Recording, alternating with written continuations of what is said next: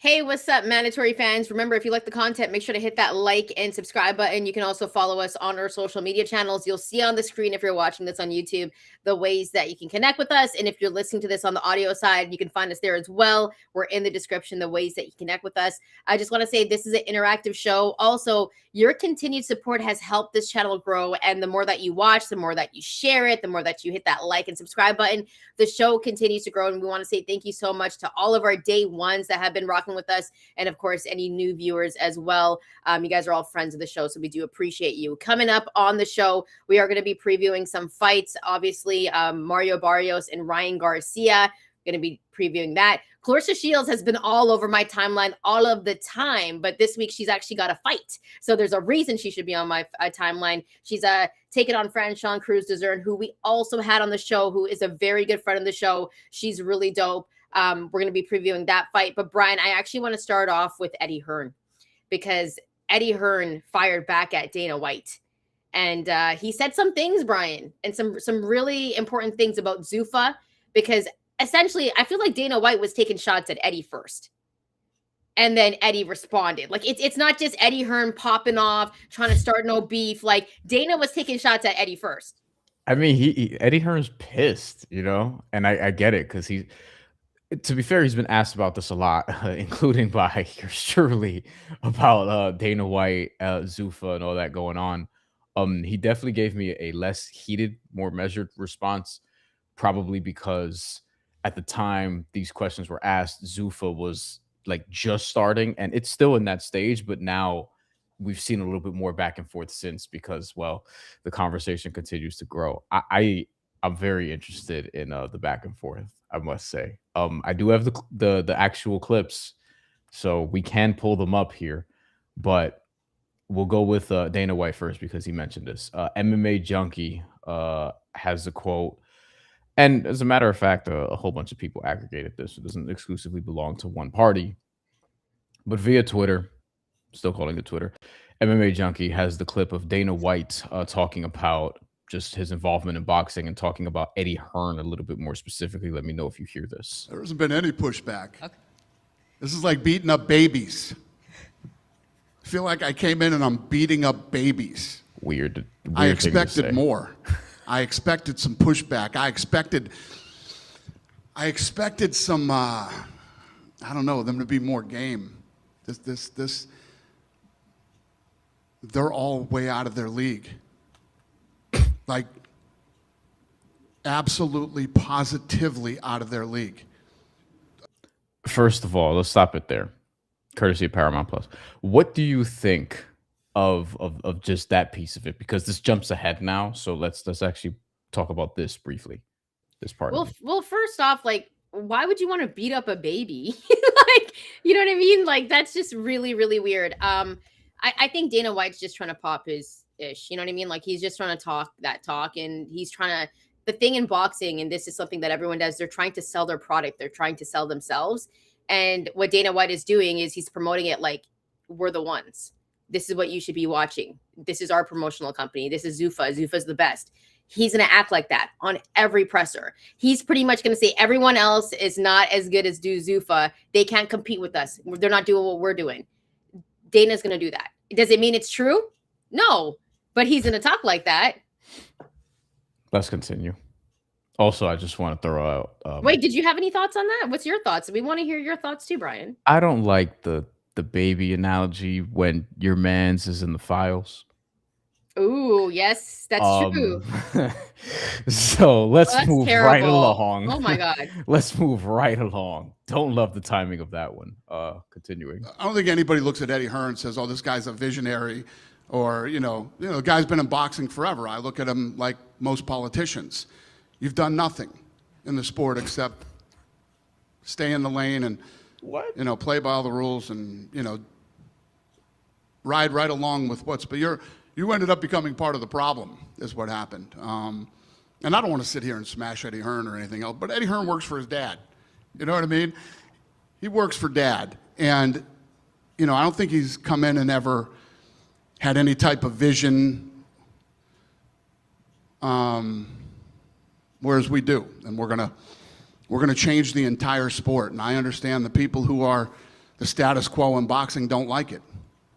But it doesn't mean they can't still do their thing. If your thing is as good as you think it is, and you are as good as you think you are, then do your thing. Good luck to you. I'm going to do my thing, and they're going to do theirs.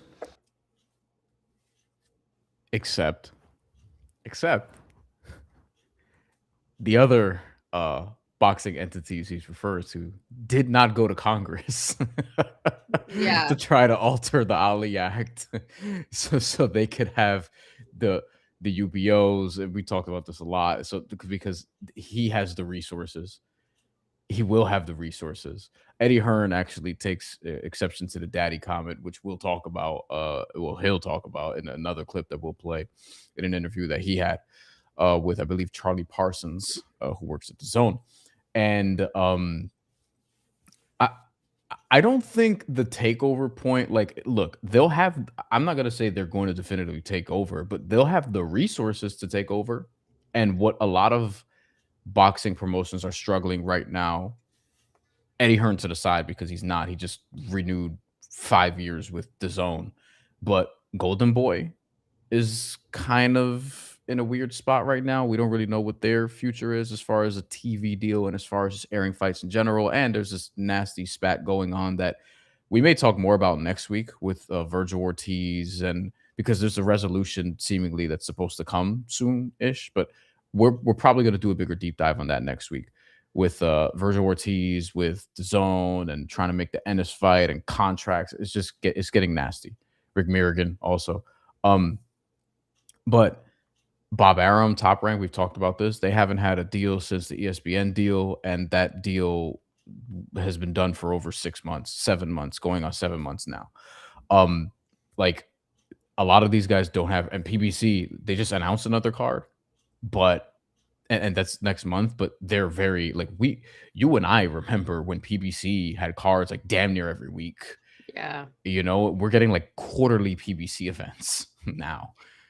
And that's more of a conversation that, Bryan, that I think we should have a full conversation. Maybe we can have it today, actually. I don't know. We said we're going to keep it short, but we never do. But I will say this about Dana's comments about Eddie Hearn and working for his dad. I'll say this. I never knock anybody for using resources that they have, because Dana White's using all of his resources. Right, he's literally taking advantage of the system. That's what he's doing. All his right, friends in political. Yeah, he also mentioned politicians, the old politicians. It's like, dude, you're on that side. Yeah.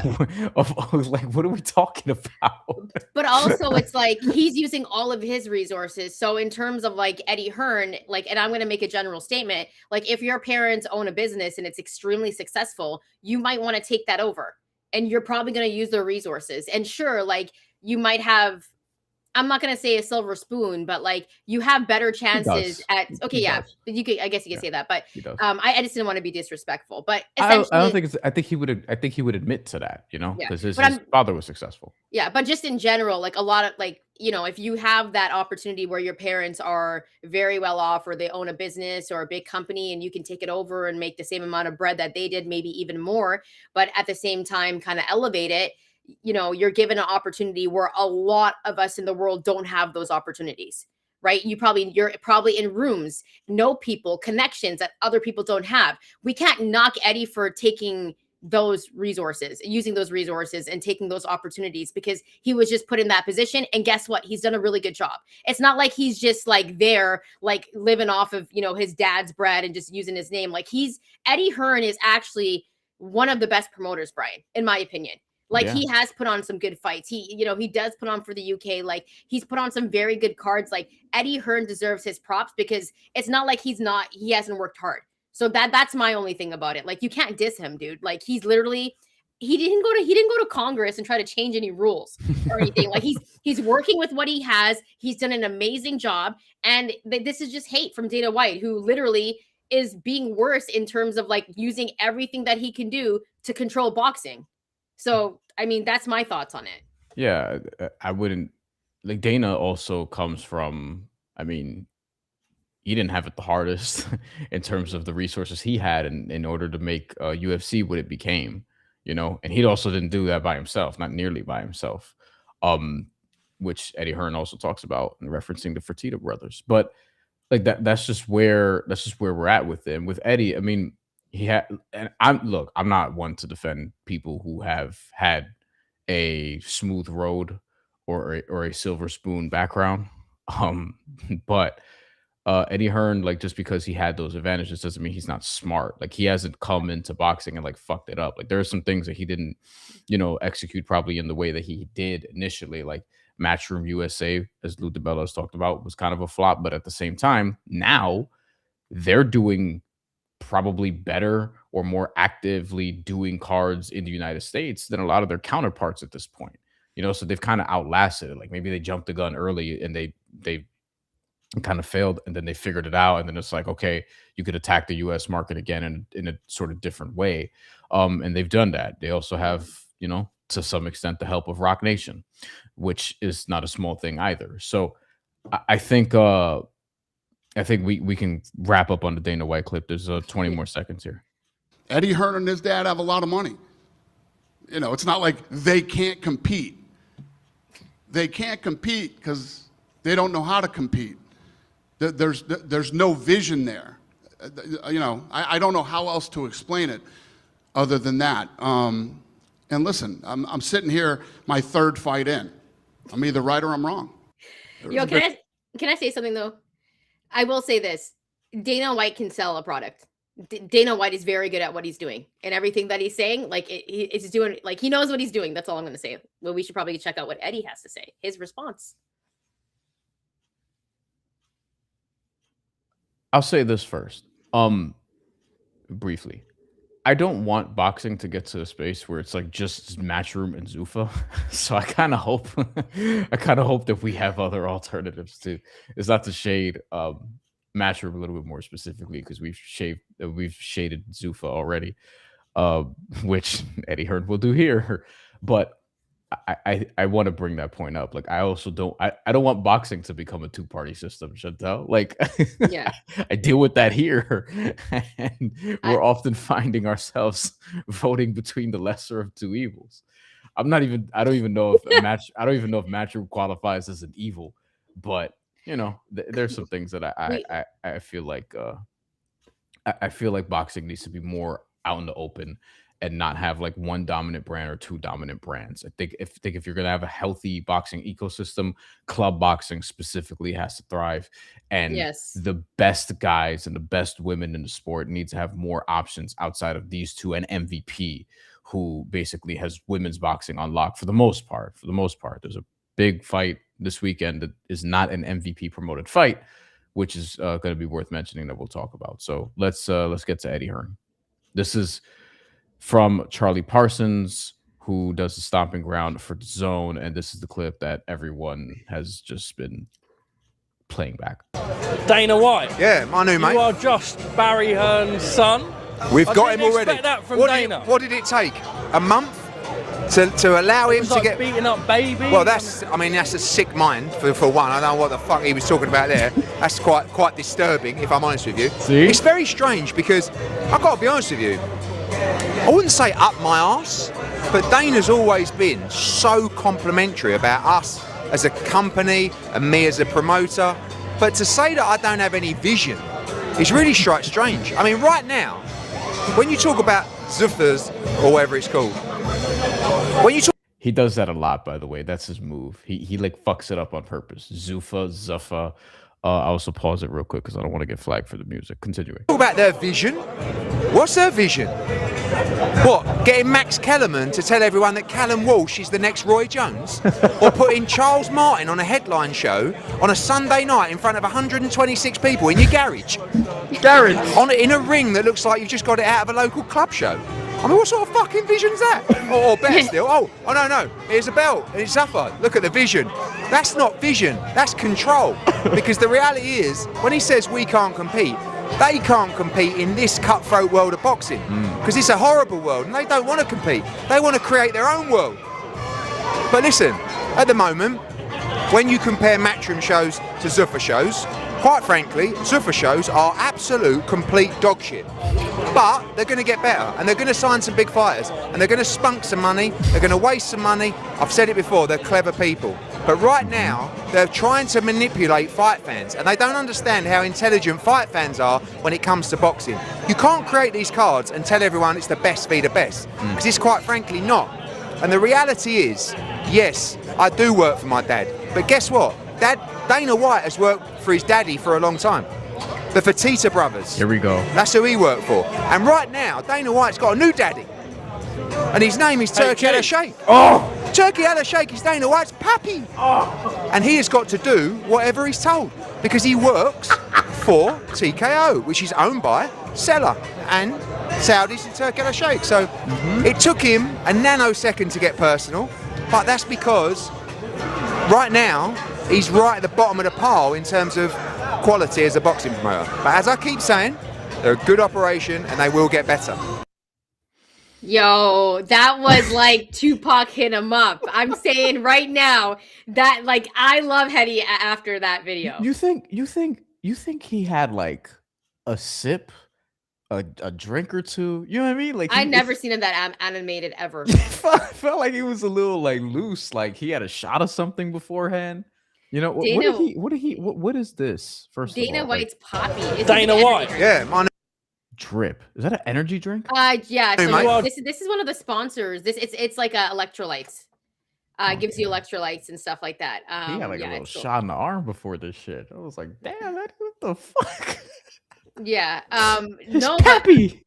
Yeah, I was like, damn, he called Turk Dana's pappy. So listen, Eddie brought the heat, but I think what Eddie was saying was true, and he did at the same time like give Zuffa some of their props, but he kept it real. Like they're putting on fights, they're probably going to sign bigger fighters. However, the cards that they're putting on now, it isn't the best versus the best. That's the truth. I think, you know what? Let's do this. We just had a Zuffa card. We didn't talk about it. I actually got to break it down on CBS, which was interesting. But yeah, given somebody's not doing their research over there, so we'll gladly have you take the bread. That'll be the show's little secret. Okay, here's the card you talked about. This after Valentine's Day love affair. F.A. Jagba, Charles Martin. Charles Martin getting a main event in 2026. Crazy, bro. Get the bag, bro. Jesus, I'll get to that comment in a second. And please continue to leave comments. Jesus, Lalomi, everybody in chat who's watching, thank you. This is our time slot, by the way, for the weekly shows. We will talk about Ryan Garcia and Mario Barrios momentarily. That fucking fight. Oh god. This card was just, it's cool.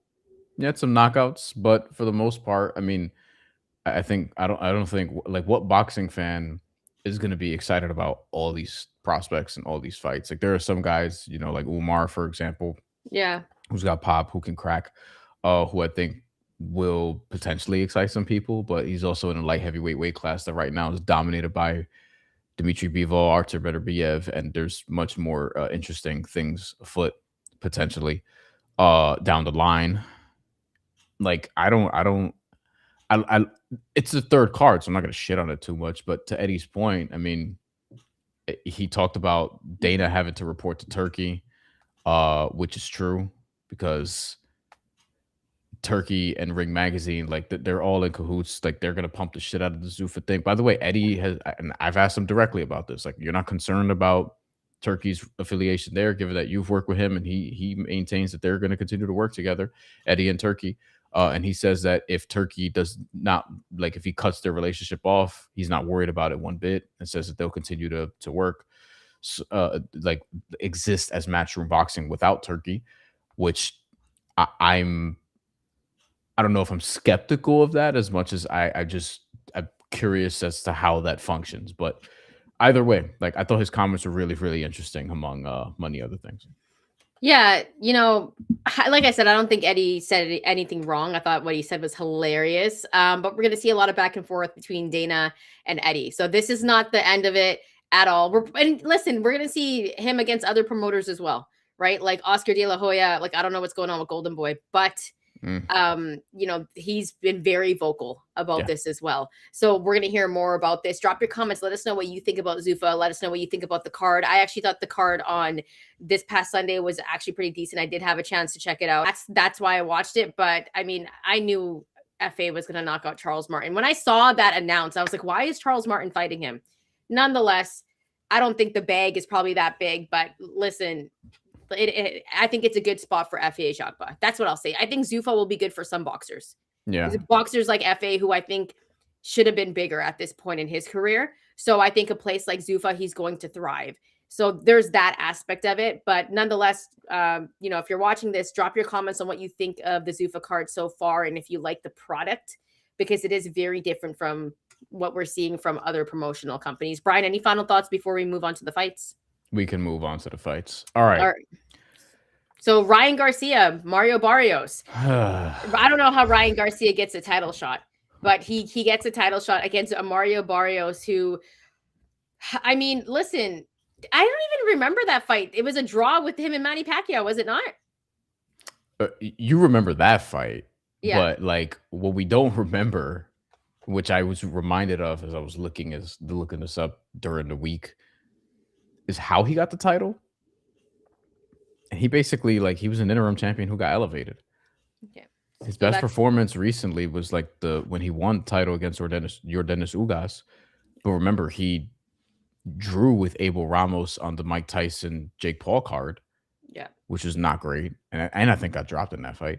And then last year with Manny Pacquiao, where we were like, yo, if he doesn't win this fight, like, he's unserious. And he didn't win the fight. Yeah. And this fight fucking pisses me off. Okay. Like, just real quick. Ryan Garcia, remember we shitted on this fight. Ryan Garcia, who's never fought at welterweight before, who had his ordeal with the Devin Haney fight in that he tested positive for steroids, was a few pounds overweight, didn't make weight, that beats Devin Haney. And potentially, like, we don't know what the after effects are going to be for that long term, the way he beat him. It was multiple knockdowns, and he looked like shit otherwise. Like, other than the knockdowns, like, he didn't look great either. Like, it was a sloppy but entertaining fight. Yeah. Ryan Garcia from there gets suspended, comes back out of suspension, immediately gets rewarded with a welterweight title shot, a weight class that he's never fought in, for, a title that he has no business fighting for, based on, like, what resume. And he's fighting against Rolly Romero, who's also never fought at welterweight before, who's never fought for a welterweight title before, and had just lost a couple of his last, like, 4 or 5 fights leading up to this fight. Ryan Garcia's minus 1,100, minus 1,000, whatever, and he gets outboxed by Rolly Romero and dropped. And Rolly Romero's like, I fucked up their plans, all this shit, which is hilarious. And then Ryan Garcia gets rewarded with another title shot after all that, against Mario Barrios, because everyone thinks Mario Barrios is food, and everyone just wants to get this title off of him. The thing is, as much as Ryan Garcia does not deserve this title shot, does not deserve it at all, he's the favorite because he's more talented and because he actually should win this fight, because that's where we are with Mario Barrios. So this fight fucking sucks. I can't stand it, and I'm going to watch it because I'm a fucking idiot who covers this shit. I'm going to watch it too. I mean, I'm going to have to watch it after the fact. So I don't actually want anyone giving me spoilers for this one. However, I'm kind of interested in this fight, Brian, and I'm going to tell you why, because it is at 147. It's Ryan Garcia. I think Ryan has a lot to prove, especially because the way he lost against Rolly. And that was after what happened with Devin Haney. He's on this high, gets, busted for PEDs, even though, there's been so much stuff that's happened with Ryan Garcia. But for him to get a shot after the way that he lost to Rolly, like, he didn't actually look like the same fighter that we've seen before. But in terms of styles, I'm very interested in seeing Ryan Garcia at 147 pounds. Then you got Mario Barrios, who in that Manny Pacquiao fight, he just fell apart near like the later rounds when he should have picked it up. He should have kept on moving the pace. Now, I've always been like Mario Barrios is a decent fighter, but that fight I was like, what is he doing? Right? We know he knows how to pick his shots. He doesn't have the best chin, but he does have a good jab. I think that, he does have a decent IQ and he can win fights. Like, he has all the attributes, actually, Brian, to be a very, very good fighter. Mario Barrios has all the attributes. I just don't know what happens to him midway through the fight. Like, he's legit, dude. He moves He's 6 around feet the ring in the pretty well. welterweight division. Yeah, and he, you know what? He has a great jab. He gets to the body pretty well. Like, he does a lot of really good things. He's not good at cutting off the ring, but I do think, like, technically he's a very good boxer. So against a guy like Ryan Garcia, who has power, has speed, I think Ryan's going to win this fight, Brian. Like, I want to know, I think Ryan Garcia is going to win this fight. And I only say that because Mario Barrios has let me down too many times. He's too good to fight the way that he does. That's what I think. Because I think Mario Barrios is extremely talented. I think it's like a mental block because he falls apart in fights. So I don't know if it's his focus or what, but Mario Barrios skill-wise should dominate Ryan. That I'm telling you right now, he should dominate Ryan Garcia, but he's not going to in this fight. I think Ryan Garcia's speed is going to be too much. I think Ryan Garcia's power is probably going to knock Mario Barrios onto the ground. I think we're going to see a statement victory and a statement finish by Ryan Garcia on this one. And I think Mario Barrios is going to let us down. And obviously, Tim Bradley had a hilarious video. And I actually agree with him. You sent me this, and as you were talking, you said something that reminded me. I was like, oh, yeah, wait a minute. You sent me the Tim Bradley clip that I said I'd play it. So this is courtesy of Tim Bradley, who he just mostly gives out takes from his car now. Although I thought he was really good in terms of analysis on the Xander Zayas fight. Yeah. And I know people get pissed off by Timothy Bradley. I find him quite entertaining, and honestly, he's right a little bit more often than I think people give him credit for. I think we need Timothy Bradley in boxing because I think his takes are controversial sometimes, but he's also really good at breaking down stuff. Okay. Here's what he had to say. If you don't get this done against Ryan Garcia, you a sorry-ass fighter. Ryan Garcia is straight trash.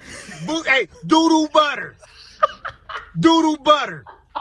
Yeah, Ryan, you trash. You ain't got no right hand. You take your left hand away, and it's over with. Over with. If you don't get this done against Ryan Garcia, you a sorry-ass fighter. He's not wrong, though, because Mario Barrios should be able to dominate Ryan in the ring. Sorry ass is strong. Like, Salome has a comment here. We'll bring it up. Ryan has always been trash, but Barrios isn't good either. I won't go that far because at the end of the day, I'll be diplomatic. And these are world championship level, whatever. Yeah. Although this fight in particular, I don't necessarily think that these guys are world championship level, but Barrios legitimately has a championship. That being said, I do think Ryan has proven to be, is he a one-trick pony? Is he one-dimensional? If you take away the left hand, like what Timothy Bradley's saying, if you take away the left hook, like Rolly Romero did, yeah, and jabbed his way to a win and outboxed his way to a win. Like, I mean, the formula is there from Rolly fucking Romero, Mario Barrios, and you have more height. You have a 71-inch reach. You should be able to jab your way and stay out of the way of that left hand. Although, look, the left hand is really quick, but guys have figured out how to neutralize it. Tank did it. You know what I mean? Devin Haney in spots before he was otherwise getting rocked. This fight should not. This is not Thurman Porter, which is a welterweight fight that I can remember from 10 years ago when the welterweight division was like excellent. You know what I mean? Yeah. We're not in the days of Miguel Cotto and Manny Pacquiao, or Miguel Cotto and Floyd Mayweather, or Floyd Mayweather, Manny Pacquiao. From a matchup standpoint, at least the fight itself wasn't great, but like the welterweight division right now is just not good, and this sort of encapsulates that. And as a matter of fact, we'll do one of my favorite things on this show, and we will pull up the rankings at welterweight so I can show you people, everyone watching this. Life Lessons Combat Sports is glad I discovered the mandatory. We are too. Tell your friends. We are here Thursdays at 1 p.m. Eastern time. And yeah, we're all doing things to try to get by here. Okay. Welterweight rankings. Shantelle. Oh, well, like, listen, I'm upset about the welterweight rankings. I'll tell you why. This has been one of my favorite weight classes of all time, and it's not popping. Look at this. Look, what is this, right? This is a weight class that used to have Oscar De La Hoya, that used to have Duran, Money Mayweather. Like, I can go on, Miguel Cotto. Like, please let me go on, Brian. Felix Trinidad, Shane Mosley. Bruh, like, and it's like, what's going In on the here? same era. Terrence Crawford, Errol Spence. In the same era, in the 2010s, we had Keith Thurman, we had Errol Spence, we had Danny Garcia, we had Terrence Crawford, Kell Brook. I think Kell Brook deserves credit as well, and he was a champion in that era. I kind of wish Terrence Crawford was able to be in a position to fight more of those guys, but we were doing different sides of the street at that point. But neither here nor there. Also, Sean Porter, we'll give him his respect too. Sean Porter deserves his credit, though, because I still think that he beat Errol Spence. It was a draw. So Devin Haney's WBO champion. We have WBC championship here. Ryan Garcia is number 4 ranked contender for this title, by the way. Manny Pacquiao, number 3. By the way, Manny Pacquiao exhibition against Ruslan Provodnikov in April, who hasn't fought an official. I don't think Provodnikov's fought in 10 years. Oh my God. Like, what is going on? What's happened to this weight class, man? This is why is Pacquiao fighting an exhibition? Like, why is Pacquiao still fighting? That too. Yeah. Like, I understand though. Here's the thing though. Pacquiao can do whatever he wants because he's gonna have people buy his fight, show up to his fight. Like, he's probably you know what, Brian? I actually think Manny Pacquiao might be the most beloved, like one of the most beloved fighters of all time. Especially in this, he's way more loved than Canelo. Boxing wise, maybe politically, no. Oh, well, politically, that's definitely different, right? Which is probably why he's back to fighting to begin with. Anyway, Rolly Romero, WBA title. Wow. And Lewis Crocker has the IBF title. I think he's going to fight Liam Paro in his first title defense. Wouldn't you just like after? Okay, so here's the thing: who are you picking in this fight? That's what I want to know before we get into all of this. That's what, because I'm picking Ryan to beat Mario Barrios in this one. Yeah, I think I am too. Although I think we're better off if Mario Barrios gets this done. But you know, if it's close, like again, they're trying to get Mario Barrios the fuck up out of here, and they want to set up Haney versus Garcia too. But they also might want to set up Rolly and Ryan again, because that's a rematch that could happen, and then obviously Ryan and Devin, right? They want Ryan Garcia to win. This weight class is not like, man, if Devin Haney fights Jack Catterall in his first title defense for the WBO, like, what are we talking about? Karen Chukadazan is top 5 still for the IBF, despite losing twice to Boots Anderson. It's number 2 for the WBO. This is why Teofimo Lopez wants to move up to 147. He should. Yeah, this is why he said it. Teofimo Lopez beat Lewis Crocker right now. He beat Mario Barrios. Yeah. Like, I think he's too small for this weight class though, because like I think Rolly would be a lot bigger. I mean, I don't know about they would be a lot bigger than him. He's more talented than a lot of these dudes, and I think Teofimo Lopez like kind of like, for some people, was bordering overrated because of how he was talked about leading into the Shakur Stevenson fight. But I think some of that is hindsight, given how Shakur Stevenson just neutralize him. Yeah. But Teofimo Lopez, as we talk about, though, he has flop performances like Jermaine Ortiz, Sandor Martin.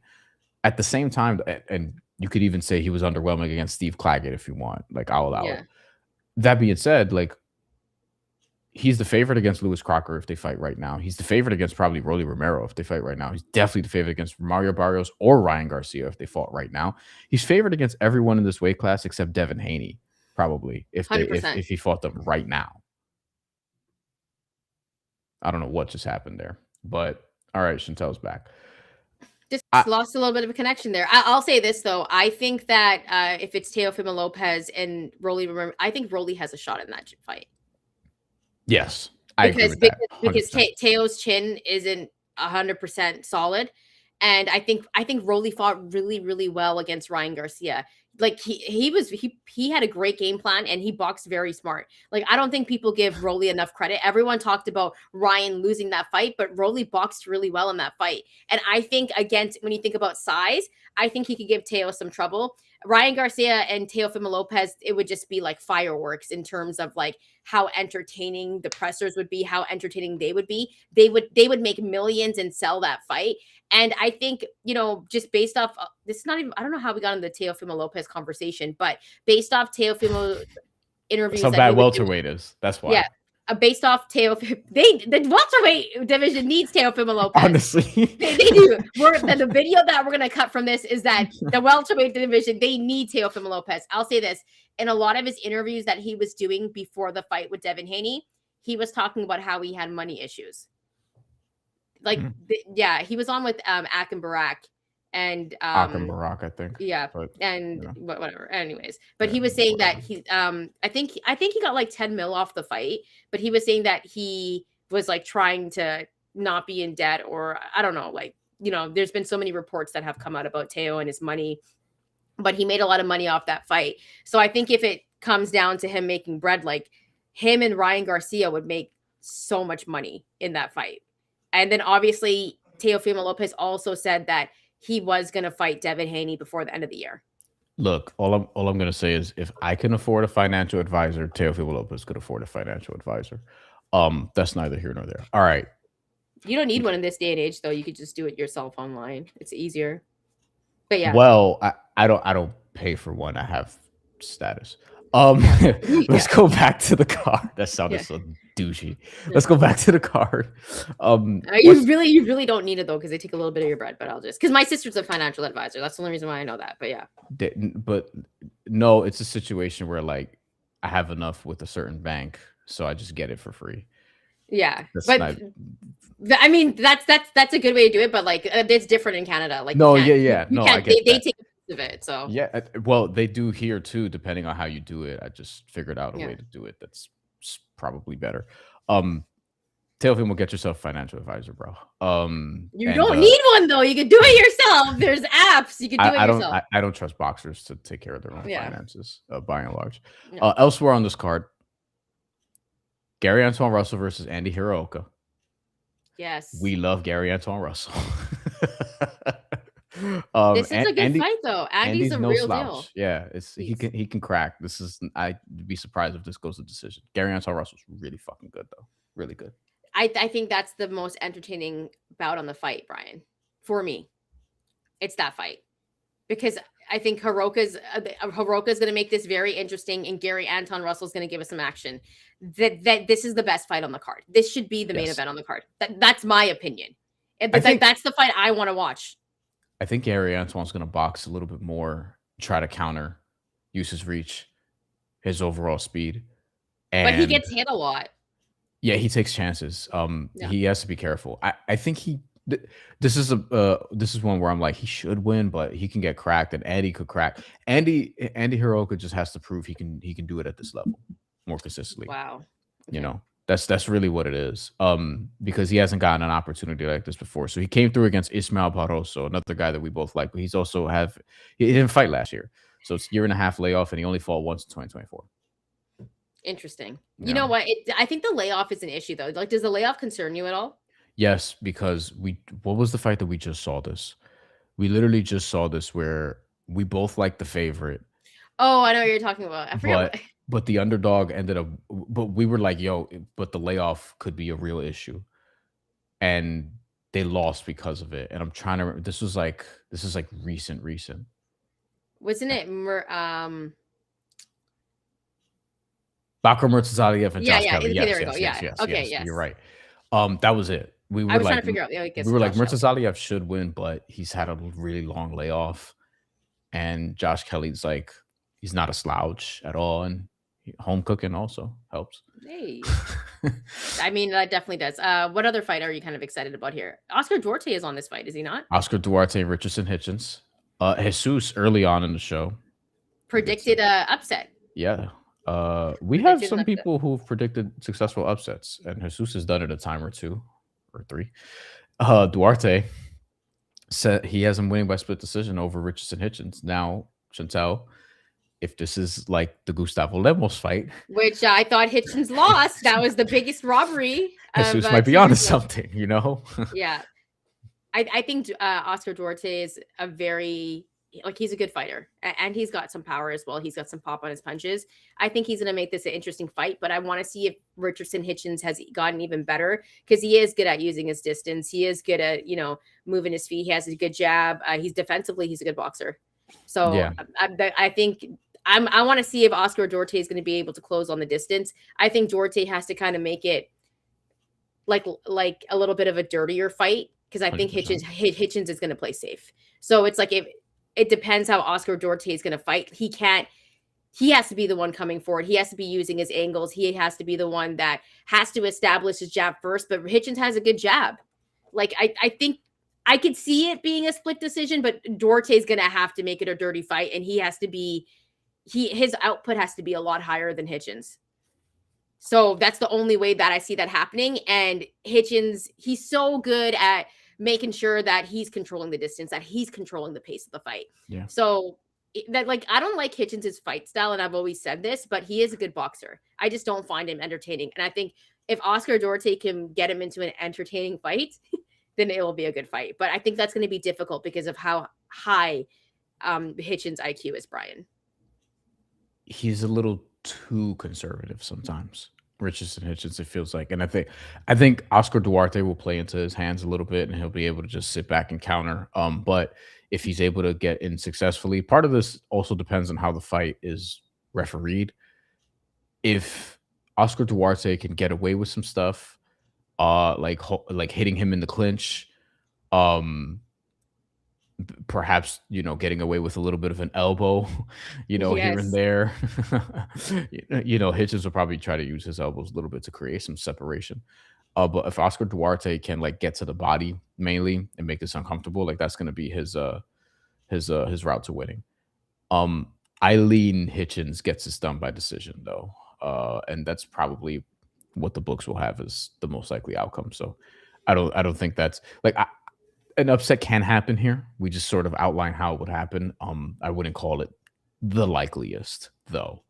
But Hitchens is talented, and Oscar Duarte gets another opportunity. So yeah, no, it's definitely good. Or is there any other ones that you're looking forward to on this card? one more. Frank Martin to Nahir Albright is a good fucking fight. Yo, Nahir Albright. Wasn't there a fight where what was that Keyshawn fight where things went left? Okay, glad you mentioned that. Nahir Albright, who deserves better than he's gotten. Yes. Honestly, we should try to interview him after this. I don't know if he'll win this fight. It's gonna be a tough one, but Nahir Albright, he beat Kelvin Davis June 7th, and then we talked about extensively Keyshawn Davis's role, and apparently Nahir Albright getting jumped afterwards, where this was supposed to be this big celebration and coronation for the Davis brothers, and it was not. Kelvin Davis lost. Keyshawn Davis couldn't fight, couldn't make weight. And then the whole incident with Nahir Albright, where he reportedly gets jumped, shows up more injured from that than he did from the fight in an interview afterwards, which is not a great scene. And Nahir Albright has an opportunity here, like a fucking huge opportunity here against Frank Martin, to really establish himself as a contender at 140 Brian, after coming up through lightweight. Brian, this is going to be a tough fight because Frank Martin's really good. Frank Martin is coming off a great performance. Yes. But Nahir Albright is he's a very good fighter. And I think this is a tough test for Frank Martin. This is not going to be an easy fight for Frank Martin. I think this one goes the distance. I think it's going to be close. Maybe. Who do you have? Probably Frank, man. Speaking of layoffs, Nahir Albright fought in June. Before that, he hadn't fought since the previous October. Not October 2024, but 2023, which was actually against Keyshawn Davis. So he has fought 2 times since October 2023. I mean, uh, really, you can push that to August. So you could say 2 times in the last 2.5 years. That's just a lot of inactivity. Now, Frank Martin took a layoff too before his last fight, but his last fight was very recent. By the way, to hear Albright's losses, he technically lost the majority decision to Keyshawn Davis. By the way, he fought pretty well in that fight. Like he made Keyshawn like struggle, but it got overturned because of weed in Keyshawn's system. And I don't think you should be penalized for fucking weed in 2023 or 2026. Yeah. But you know, he has his 2 losses also on his record to Jermaine Ortiz, who we're high on in this show, and also the very first fight of his career against Anthony Laureano. Frank Martin just knocked out Rancis Barthelemy, who's never been knocked out like that in his career, and is a very tricky fighter, like a very tricky fighter. So I think that's a huge win. Yeah, I think Frank Martin probably gets it done, but I do not want to sleep on Nahir Albright. Nahir Albright's awkward. He can just make this. He can make this interesting. We're off the Zuffa conversation, but I do want to post this comment from Eric, who had a couple other comments about this. What Zuffa boxing is presenting so far hasn't been impressive to me. Plus, everything they're doing for the boxers is to benefit themselves. Yes, we've talked about that extensively, and we'll continue to talk about that because not many people are. Speaking of not many people who are talking about this, Life Lessons Combat Sports. This is covered Bryan from his John Nash interviews and found out about the mandatory, which is good. That's what we want. That's what we want. John Nash is also great. If you want like a lawyer perspective, like a law straight up, like the real nuts and bolts of it perspective on like the Zuffa stuff, like he does a great show with Hey Not the Face. I'm looking forward to talking to him again very soon. We have another fight. Claressa Shields, Franchon, Crews-Dezurn. So this was going to be a big one. Obviously, they fought each other before. We had Franchon on our show actually, and she just said like she didn't get a full camp to fight Claressa the first time. So this is going to be a fight where they have a full camp and they're getting gearing up. And this is maybe one of Claressa's toughest tests, Bryan. You know, because we know the pedigree that Franchon has now, and this is going to be a real fight for someone like Claressa Shields. How do you see this one going down? First, I want to ask you this. How much credit do we take for setting this fight up? Because listen, Salida Promotions reached out to us. Would you be interested in Franchon Crews-Dezurn? We said absolutely. We talked about her career and whether or not she wanted to fight Claressa Shields. You and I asked us directly. She said yes. We posted the clip. We did the whole thing. Like we had, I'm sure we didn't actually like get the fight made. Like we talked about it already, but we played a small part of this. I'm taking that to the bank. I want to say about 3%. You know what I'm saying? At least 3%. That's a good number. But yeah, like Franchon was really cool. She was really dope. Great interview. If you haven't checked it out yet, please go check it out. But we did kind of predict that this would eventually happen, and I think they're having it at the right time, Bryan. Like I think Claressa needs this fight as well, because I think a lot of people don't give her the credit that she deserves. If she has a really good fight against Franchon and dominates, like we need to have more conversations about how great she is. Because like you know what I think it is? I think for Claressa, it's just more so like people either like her and rock with her, or they really don't like her. That, you know what I mean? That's just what I think it is. So I don't think she gets the same support as like an Amanda Serrano, because I think Amanda is very, very well liked. Like she has the attributes to be like very, very likable. But I think the way Claressa, because Claressa's, you know, she's kind of old school in the sense where she's gonna talk a lot. Like you don't really see Amanda doing that ever, right? Yeah. And so for Claressa, I think people take it off as her being cocky, but she's just confident and she believes in herself. And like, what have we've always seen boxers do? Muhammad Ali, you know, Money Mayweather, like they talk, they sell themselves. Claressa does that, but for some reason it comes off in a negative way towards a lot of people. And like, I think her relationship with Papoose has turned a lot of people off as well. Yeah. And also like, don't call into a show. This is hilarious. Trying to impersonate a Claressa Shields fan when you're Claressa Shields, and then you give up your cover. Like some random, I don't even know. Okay, so I'm not quite sure what's happened there, but it seems like we're definitely having a Great. little bit of connection issues because I got knocked out first and then you got kicked out. So just some connection issues there. But yeah, like as you finish your thought there, Brian. I was just saying, like, she called to impersonate herself, to impersonate a fan of herself, and then blew her own cover on the show that I don't even know what the show is. You know, I'm not dissing the show, by the way. Like, we don't have like the fucking biggest platform, but I just don't know what the show was. Like, why was she doing that? Doesn't make any sense.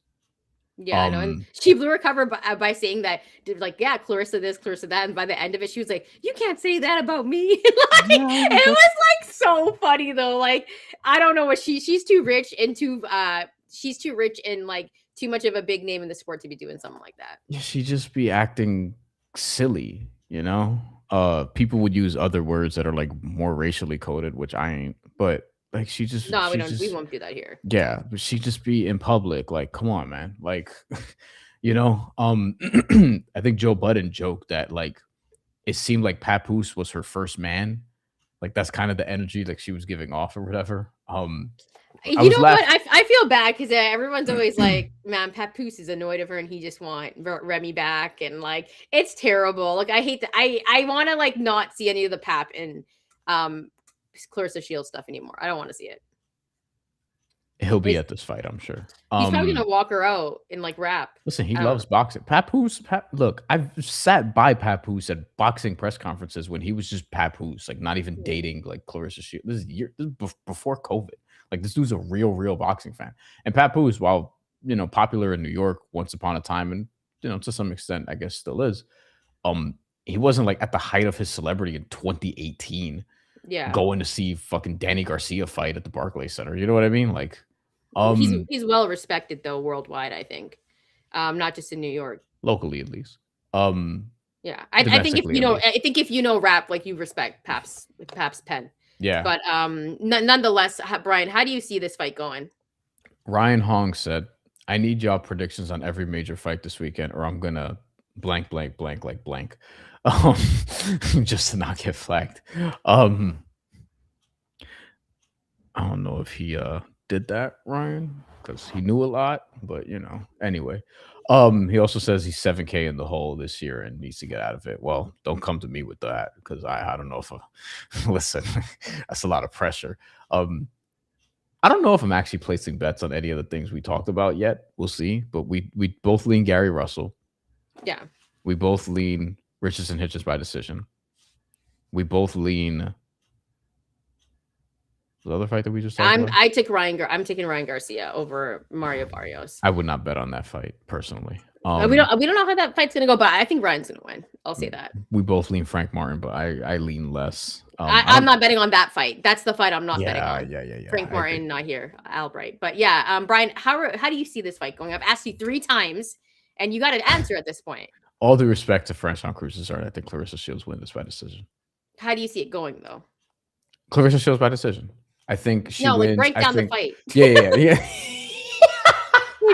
Do your job. Yeah. First, I had to ask him 3 times, and then he didn't understand the question. Like, I'm not even sure what's going on here. Like, what are you talking about? Like, no, I think Claressa's gonna win. Okay, but like, break down the fight, you idiot. Like, what do you think people are here for? They're here for us to talk about boxing. That was funny. You should just be like, yo, break down the fight, you dumb fuck. I think Claressa Shields. I think Franchon Crews-Dezurn doesn't have the prettiest fight style. You know, she's gonna get in there, try to make it an inside fight, make it nasty. Claressa Shields, I think, is gonna be on the back foot a little bit more than you think early on, and then we'll get accustomed to that and take it from there. I think Claressa Shields is gonna make a concerted effort to be accurate and not try to be sloppy for the sake of just having volume. I think Franchon Crews-Dezurn is more incentivized to show the judges, hey, I'm throwing a lot here and I'm pressuring. And I think she's going to be walking into some shots and taking risks in that way. So I think Claressa Shields wins this, but I do think Franchon Crews-Dezurn gets a couple of rounds. We should say this is Claressa Shields' toughest fight in a while. This is for Undisputed Heavyweight Championship, by the way. But this is her toughest fight since Savannah Marshall, who, by the way, does have a victory over Franchon Crews-Dezurn.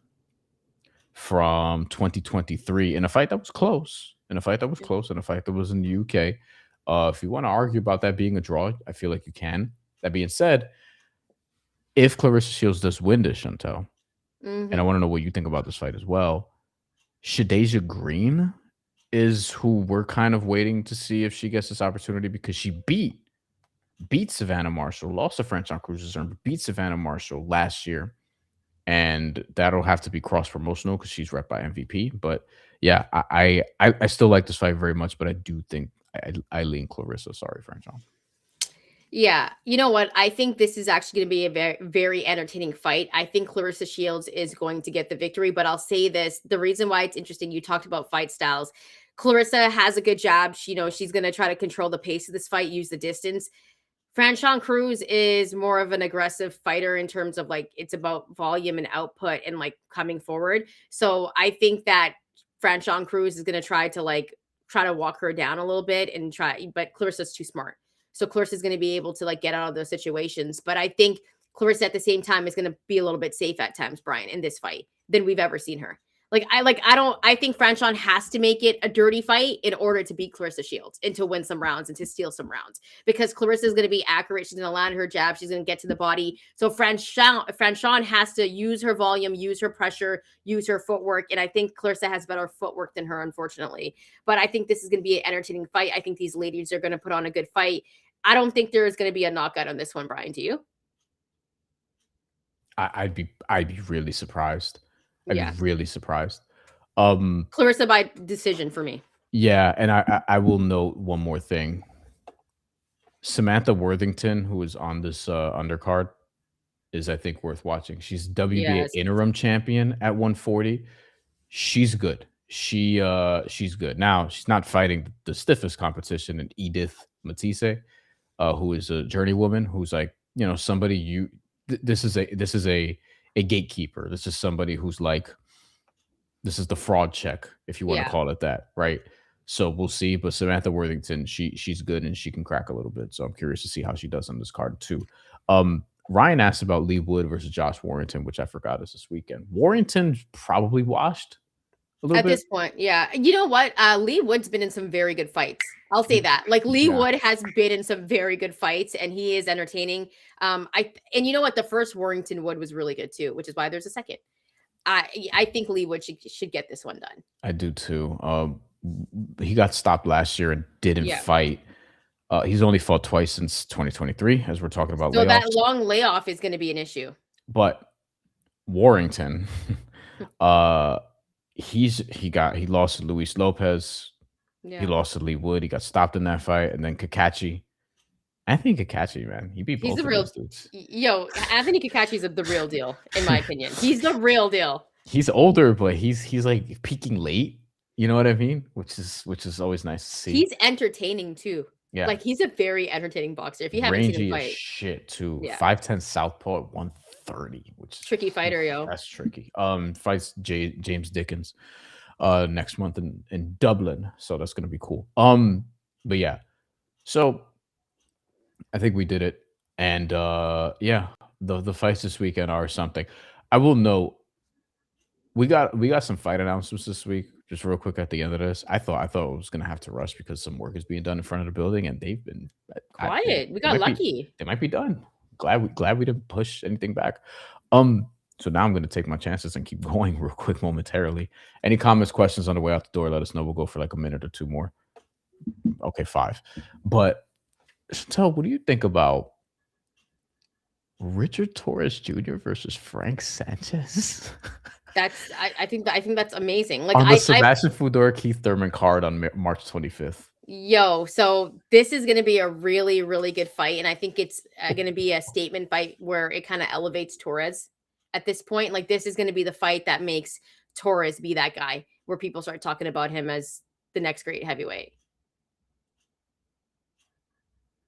I'm really excited that he's getting this opportunity. Frank Sanchez is also a guy that a lot of people probably aren't thrilled about fighting because of his style. Has one loss to Jake Cabello, a brutal fucking body shot. Bro, Sanchez has like real pop, man. Real pop. And you know, he's that tricky Cuban, man. Yeah.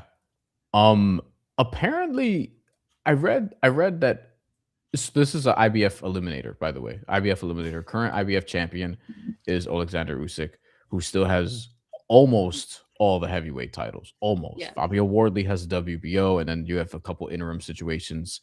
One of them being with the Jit Caballero with the WBC, and I'm blanking on the other one. And WBA, I think, is multiple heavyweight champions. The division's a mess. Regardless, this fight was reportedly offered to Efe Ajagba, who we know has since moved on to Zuffa. Maybe that was in the works. And Efe Ajagba had already lost to Frank Sanchez on one of the Wilder Fury cards. Moses Satama, who balked at the opportunity, he's going to fight Jermaine Franklin coming up soon in a fight that's rescheduled. Filip Hrgovic, Daniel Dubois. Daniel Dubois is getting a title shot anyway. Yeah. Again. I don't know why, but all right. Jared Anderson, and Torres apparently didn't take it right away either. So it's going to be tricky. It's going to be tricky. There's a world here where Richard Torres, the height, the reach, the skill level from Frank Sanchez could be too much, but we'll see. I love that fucking fight though. Love that fight so much. Yeah, no, it's going to be good. Let us know how you're going to be betting these fights. Let us know what fights you're excited for. And also, if you have any comments on anything else. Brian, I'll let you have the final words before we get up and out of here. Arno Barbosa is a friend of the show. However, Jesus. Yeah, that means it's time to get up out of here. That's what I mean. Arno Barbosa is a friend of the show. However, he's fighting Kenneth Sims in March, which is a main event, inexplicably, and a card that also has Gabriela Fundora and Oscar Collazo. Both of whom are pound for pound level good in their own right, and both have title defenses and against admittedly not the stiffest competition. Stay busy-ish fights, but I don't know how Arnold Barbosa and Kenneth Sims is the main event on that card. Because I think it's more of a competitive fight than the other ones. I guess. And that's why. And I think Arnold Barbosa has built a name for himself, and Kenneth Sims can, hold some weight too. But I think that's the only reason, because the other two fights, I think we know how they're going to go. And so at least this is, Arnold Barbosa is coming back in this fight, and he's got to prove it. We'll try to get him on, actually, Brian. Let's see if he'll try to come on this time before his fight. He's a friend of the show. March 14th at the Honda Center, by the way. Yeah. Kenneth Sims just came off a fight against Oscar Duarte in August, which is a really good fight, actually. And a fight that, low-key, I had a draw. It was very really close. It was really close. Kenneth Sims, he's tricky, and Arnold Barbosa also tricky. Arnold Barbosa, obviously, we haven't seen since Teofimo Lopez fight, which is another reason why I was a little surprised. You get both guys coming off of a loss, and yet you have two champions, but neither of the champions are in the main event. To me, I'd be putting Oscar Collazo or Gabriela Fundora in the main event, because Fundora, I fucking love Gabriela Fundora. I think she's all elite. And then Oscar Collazo, he's in my pound for pound list. You know what I mean? Yeah. Both of them are. So yeah, for sure. Really quickly, I just want the truth. Who will be the upset on that card? Which card? The one that you just talked about with Arnold Barbosa and Kenneth Sims. Well, we only have 3 fights. I don't think any of the champions are going to get upset on that. I'd be surprised at that. I would take Arnold against Kenneth Sims, but I think it's going to be a close fight. I gotta rock with Barbosa. We'll end off with that. And Brian, I'll let you have the last words before we get up and out of here. Let's talk to Arnold, man. Let's talk to him.